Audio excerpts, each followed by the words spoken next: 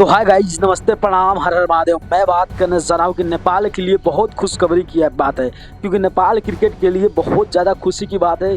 क्योंकि सबको पता है कि भाई नेपाल क्रिकेट का बात करें तो बहुत दिनों से सवाल चल रहा है coach coach coach coach coach के लेकर। मगर शायद आप सबको पता है नेपाल क्रिकेट के सचिव पारस खड़का सर ने बहुत बड़ा गुड न्यूज़ दिया। जो गुड न्यूज़ किया था कि चलिए बात करते हैं इसी पर। सबसे पहले नेपाल के क्रिकेट के एसोसिएट के सचिव पारस खड़का ने कहा कि हम आपको, यानी कि सबको पता है कि केपी ओली कप होने वाला है, उससे पहले मैं आपको कोच का अनाउंसमेंट कर दूंगा। अभी तक कोई भी नहीं खबर है, कहाँ से भी नहीं है।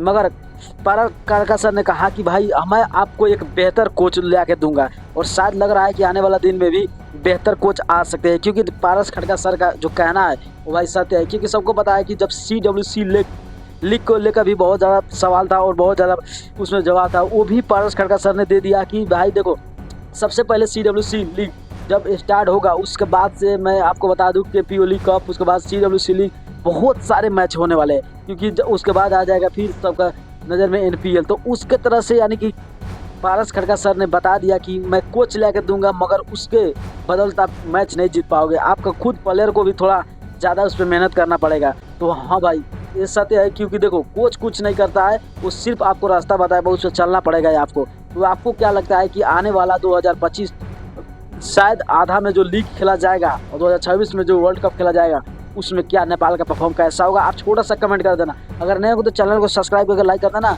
वीडियो को शेयर कर देना। बाय, मिलता हूँ नेक्स्ट वीडियो पे। जय नेपाल।